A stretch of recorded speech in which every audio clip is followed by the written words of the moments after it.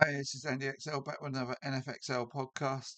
And in this piece, the first of eight, I'm going to look at each of the eight divisions post the draft and have a look at where they stand. So, with the vast majority of free agents signed up and the draft done and dusted, as I say, this is the first of eight looking at each division and how each of the 32 teams look right now as we head into pre-season activities. So let's start with the AFC East and the New England Patriots. Now, the Patriots went into the draft with needs at wide receiver, defensive tackle, offensive line, edge, tight end, and backup quarterback. So, for a team that did very well last season, I mean, obviously making the Super Bowl, um, they still had quite a list of requirements.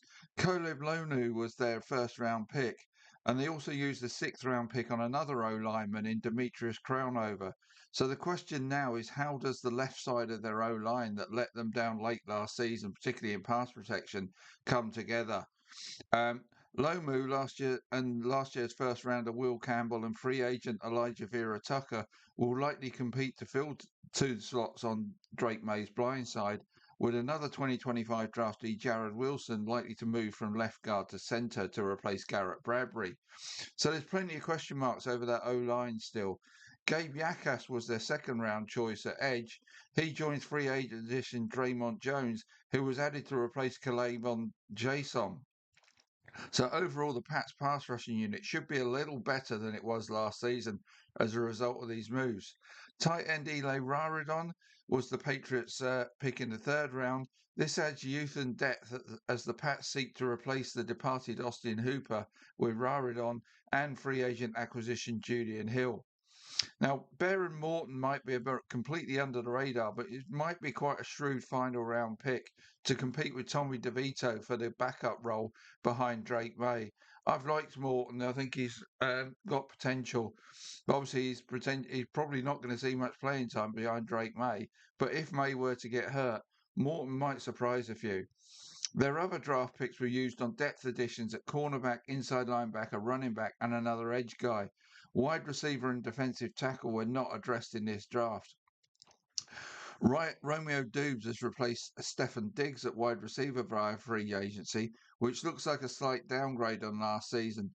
But there are strong rumours, it's almost a fait accompli that it's going to happen, that the Eagles are going to trade A.J. Brown post the 1st of June, the date being relevant in terms of the cap savings for Philly.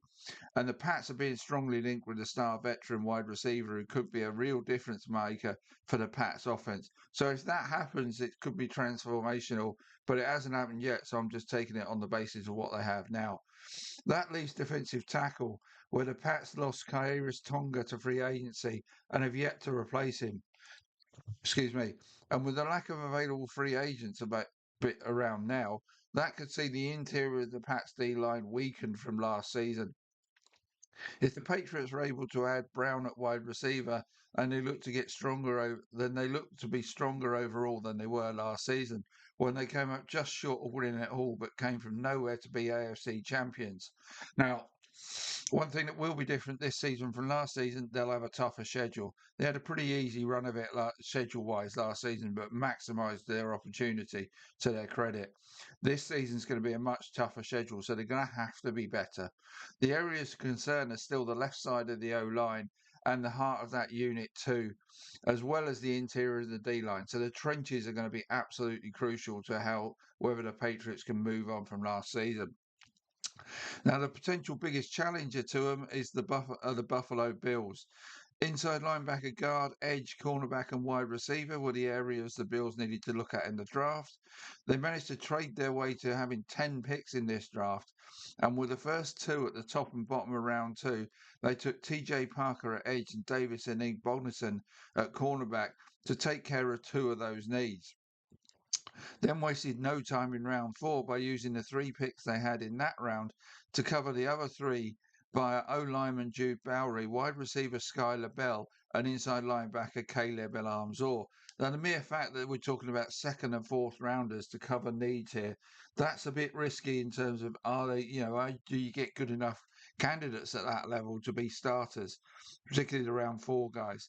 From round five onwards, they added two more defensive backs and depth for the interior of their O and D line. So it looks a pretty good haul of talent for the Bills that they've added via this draft. But last season, the run defense was their downfall, and they would have to hope a fully healthy Ed Oliver will make the required difference for them to reclaim their AFC title from the Patriots.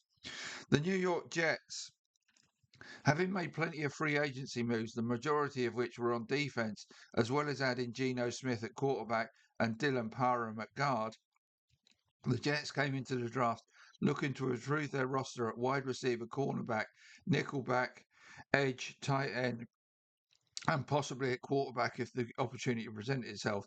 Now, interestingly, in the last day or two, I've read articles about Russell Wilson in negotiations with the Jets.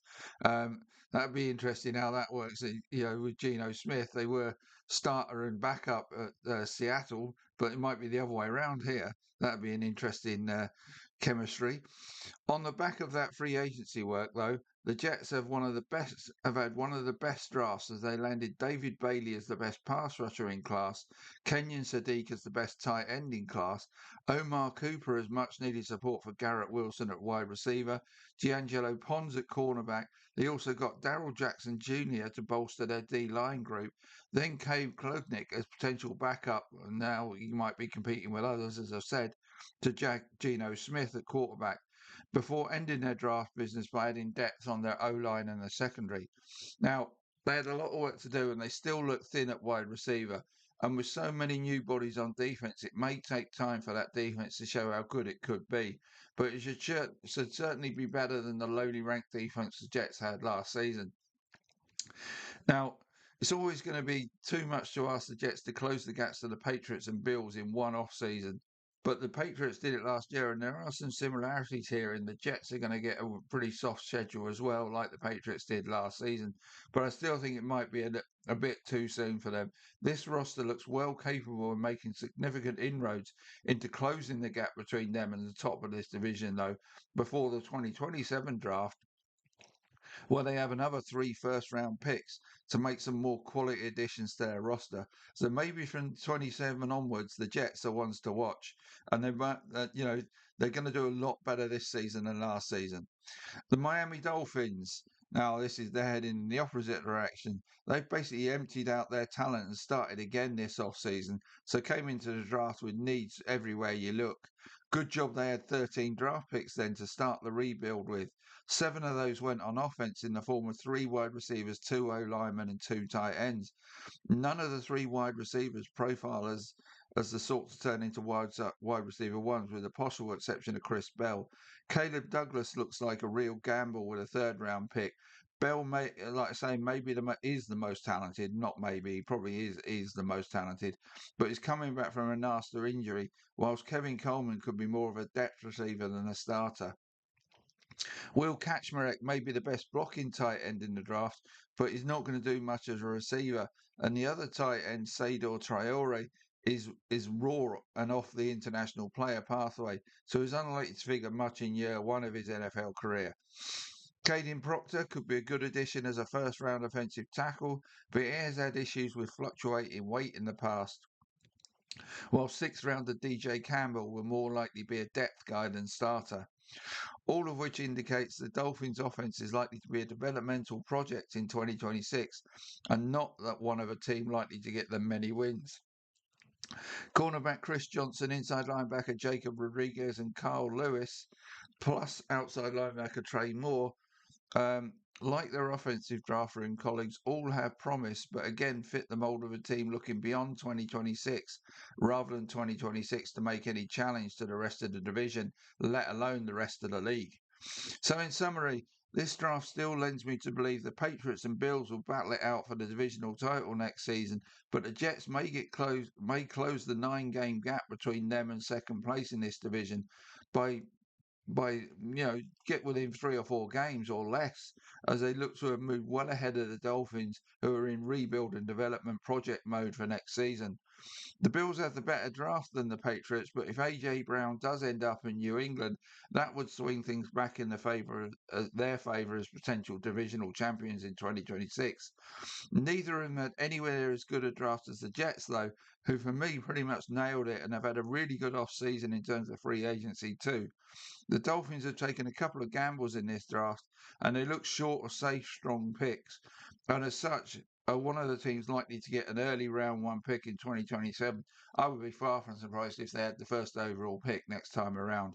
So that's the AFC East. Next up, the AFC North. See you soon.